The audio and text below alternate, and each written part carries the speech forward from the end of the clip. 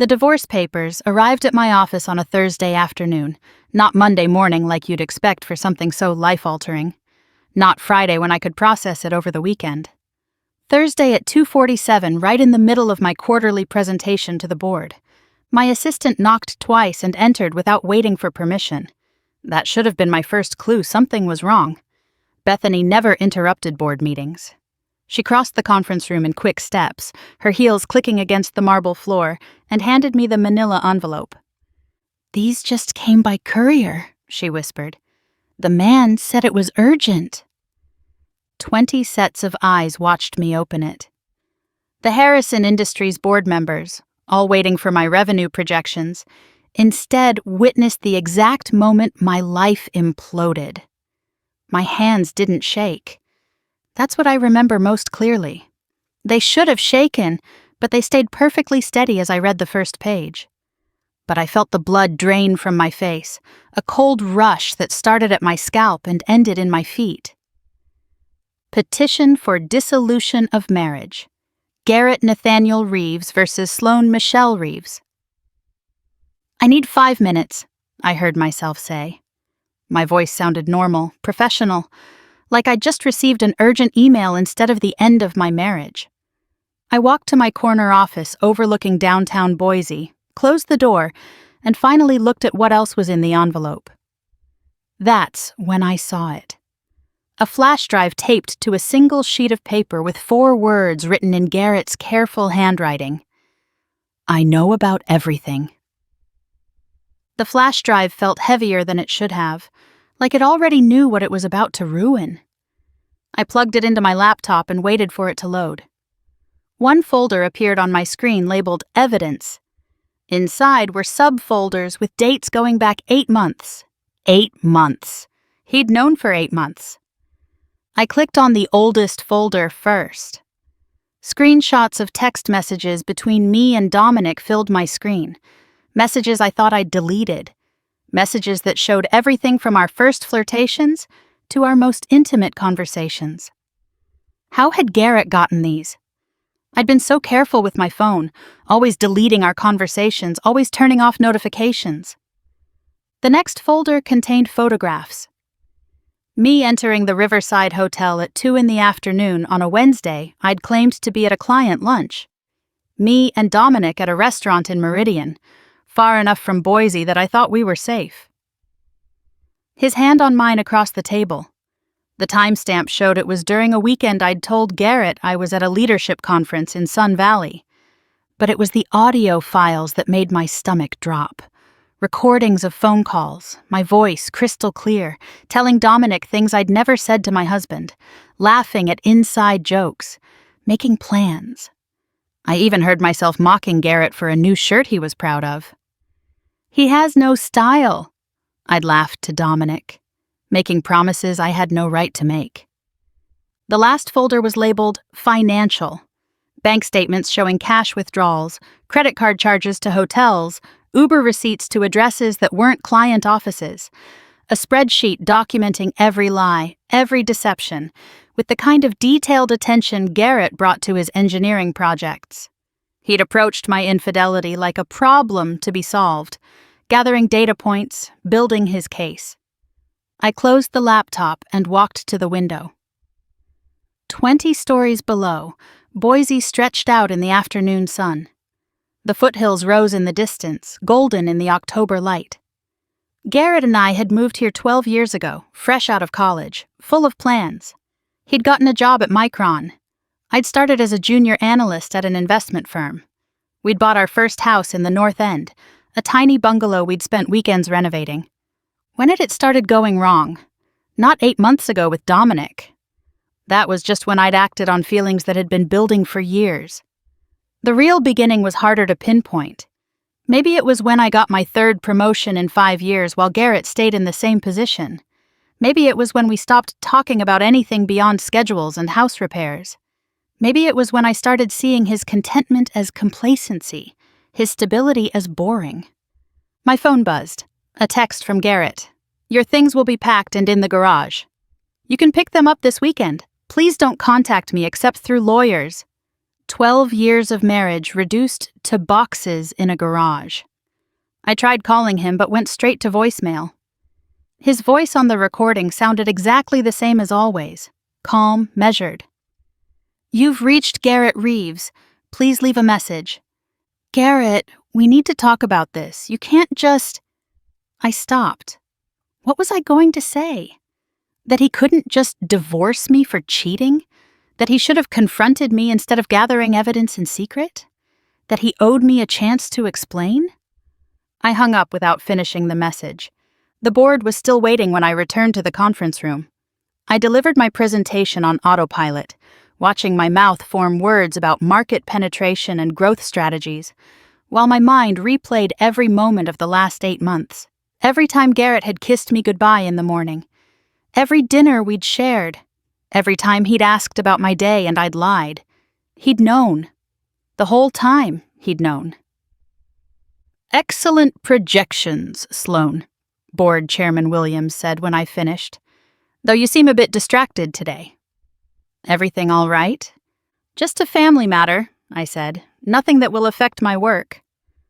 But that was another lie, wasn't it? Everything would affect my work now.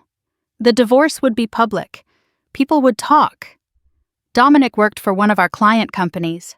When that came out, and it would come out, Garrett had made sure of that with his meticulous documentation, my professional reputation would take a hit. I stayed late at the office, not wanting to go home to an empty house. My house, our house, Garrett's house now probably. Idaho was a community property state, but infidelity could impact settlement negotiations. With the evidence he'd compiled, his lawyer would have plenty to work with. Dominic called around 7. "Hey, beautiful, still coming over tonight?" "I can't." I stared at the divorce papers spread across my desk. "Garrett knows." Silence. Then, "What do you mean he knows?" "I mean he knows everything. He's been documenting it for months. He filed for divorce today." "Oh." Another pause. How did he find out?" "I don't know. Does it matter?" "I guess not. So what happens now?" What happened now? I'd been asking myself that for hours. "I suppose we don't have to sneak around anymore." "Right?" His voice sounded different, distant. "Look, Sloan, maybe we should take some time to figure things out. This is a lot to process." "Time to figure things out?" I laughed, but it came out bitter. "You said you loved me. You said you wanted to be with me." "I do." I did. But I wasn't thinking about... divorce is serious. And if he has evidence, that could affect my career too. My company does a lot of business with yours. You get that, right? I have to look out for myself. The line went dead. He hung up. I called back, but he didn't answer. I finally drove home around 10. The house was dark except for the porch light. Garrett's car wasn't in the driveway. Inside, evidence of his methodical nature was everywhere. The photos were gone from the walls, leaving clean rectangles on the paint. His office was empty. The bedroom closet held only my clothes. On the kitchen counter was another envelope. Inside, a single sheet listing what he'd taken, only his personal belongings, and what he'd left, everything else. At the bottom, in that same careful handwriting, "The locksmith will come Friday to change the locks. Your new keys will be on the counter." Even in leaving me, he was considerate, organized, fair. I poured wine and sat on the couch we'd bought together at a furniture store in Eagle. We'd argued about the color for an hour before compromising on gray. Safe, neutral gray, like our marriage had become. My phone rang. Mom. "Sloan, honey, Garrett just called me. He wanted me to hear it from him before you told me your version. Is it true?" "Is what true?" "Don't play games with me." "Did you cheat on that man?" "Mom, it's complicated." "It's not complicated. It's a yes or no question. Did you betray your husband?" I took another sip of wine. "Yes." "Oh, Sloan." The disappointment in her voice was worse than anger would have been. "That sweet man. How could you? You don't understand what it was like. Garrett and we were just roommates. There was no passion, no excitement. Passion fades, baby. What lasts is partnership, commitment, trust. You had a good man who loved you and you threw it away for what? Some excitement? I have to go, Mom. Your father and I are here if you need us. But Sloan, you need to take responsibility for this. No excuses, no blame shifting. You did this. She was right. I had done this, but knowing that didn't make it easier to accept. The next morning, I called in sick to work. Let the board think what they wanted about my family matter. I spent the day going through Garrett's documentation again, trying to understand how he'd gotten it all. The text messages made sense once I thought about it. We were on a family phone plan. He had administrative access. The photos must have been from a private investigator. The credit card statements were from our joint accounts. The audio... I found my answer in the metadata of one of the files. The recordings were from my car. Garrett had bought me a new BMW for my birthday 6 months ago. Top of the line, with all the safety features including an interior recording system in case of accidents. He'd set it up for me, synced it to his phone so he could help if I ever broke down. I'd thought it was sweet. He'd been planning this for at least 6 months. Before I'd even met Dominic, which meant he'd suspected something was going on even before there was something going on. Or maybe he'd just known me well enough to see where I was headed before I did. The weekend came too fast. I'd arranged to pick up my things Saturday morning, hoping to avoid him. But when I pulled up to the house, Garrett was in the driveway, washing his car. He looked the same. Jeans and a Micron t-shirt. Baseball cap pulled low. He glanced up when I parked, but didn't stop what he was doing. "The boxes are labeled," he said without looking at me. "Your lawyer can contact mine about the rest." "Garrett, can we please talk?" "No." He kept scrubbing the hubcap. "There's nothing to talk about." 12 years. Don't I deserve... You deserved a lot of things. He finally looked up. His eyes were calm, empty. I deserved things too, like honesty, respect, a wife who didn't make me feel like a fool for trusting her. I never meant... I don't care what you meant. I care what you did. He went back to washing. "Take your things and go, Sloan." I loaded the boxes while he finished his car. 20 boxes to show for 12 years. When I was done, I stood by my car, keys in hand, trying to find words that might matter. "For what it's worth," I said, "I'm sorry." He straightened up, tossed the sponge in the bucket. "You're sorry you got caught?" "No, I'm sorry I hurt you."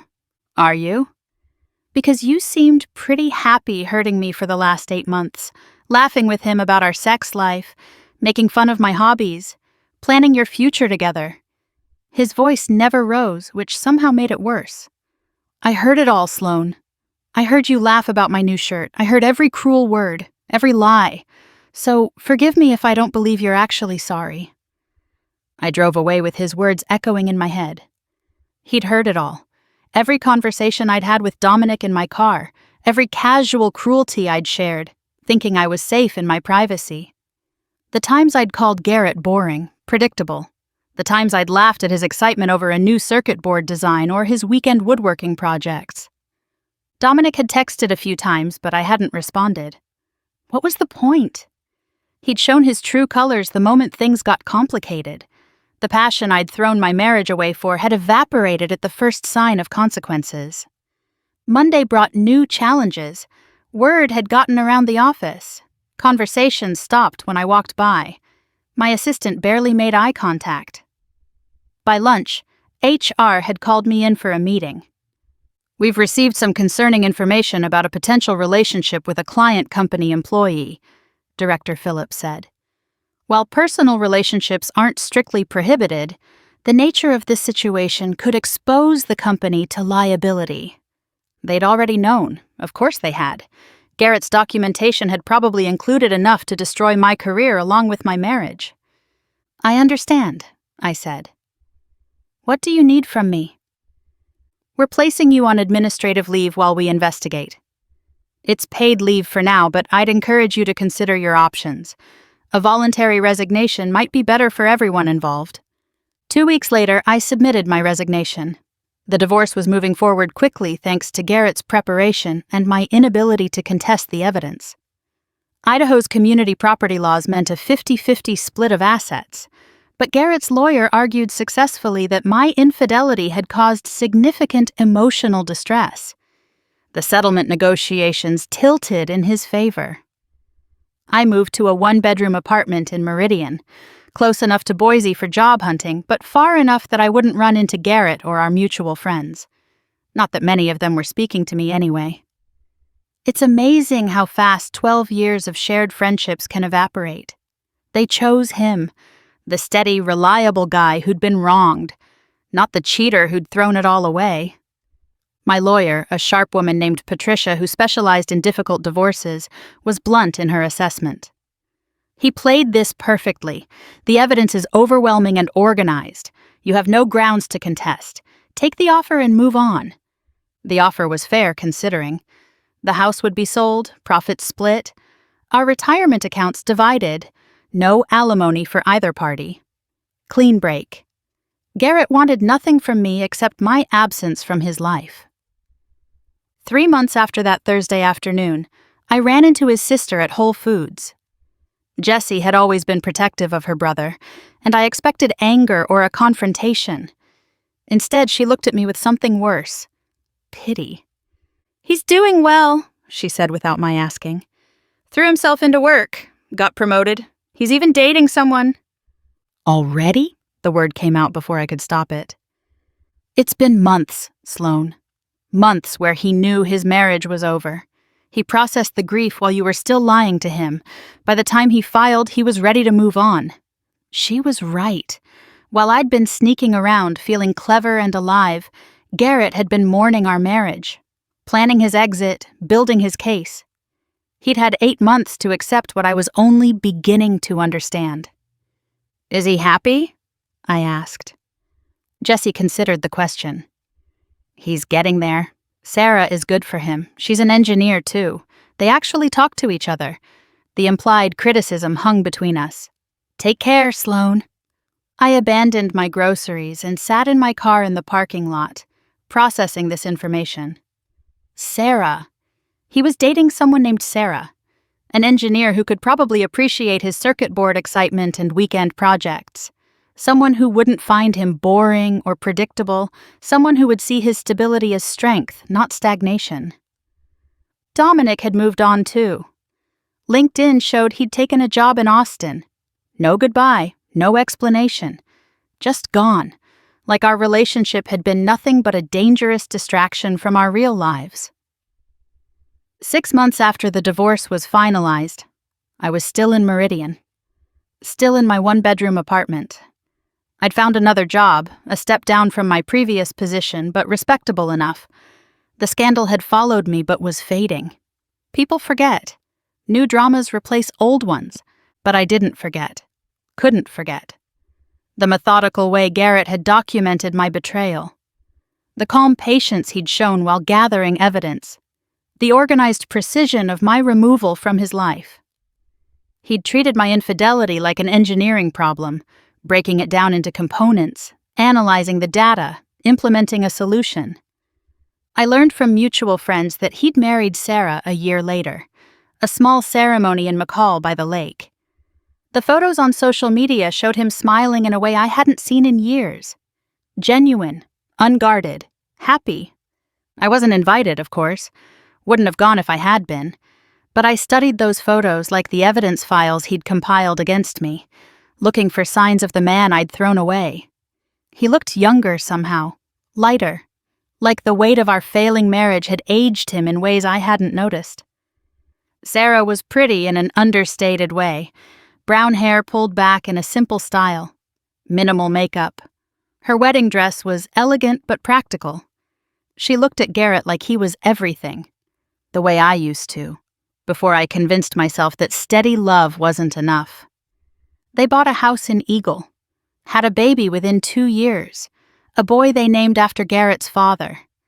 The kind of traditional life I'd thought I was too sophisticated to want, too ambitious to settle for.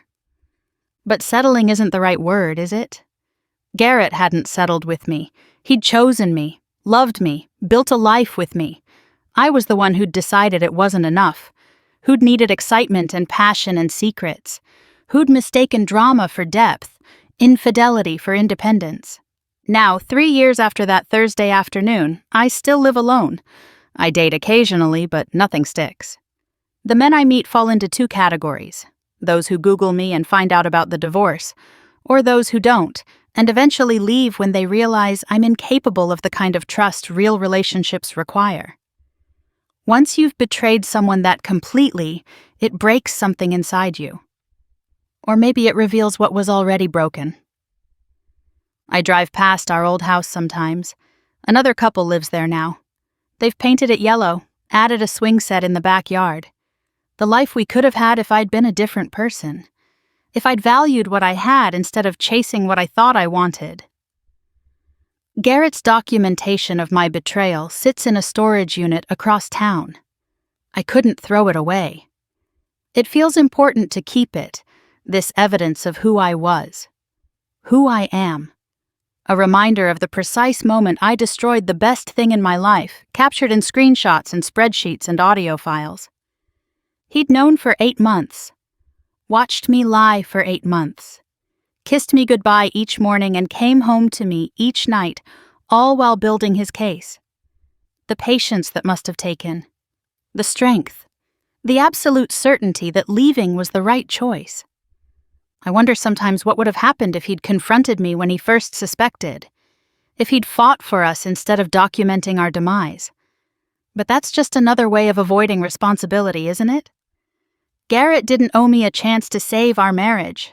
I'd had 12 years of chances and thrown them all away. The evidence never lies. That's what Garrett used to say about his engineering work.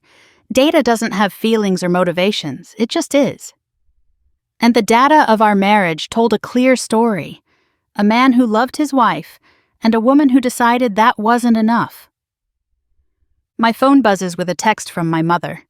Sunday dinner invitation. She's never given up on me, even when I gave her every reason to.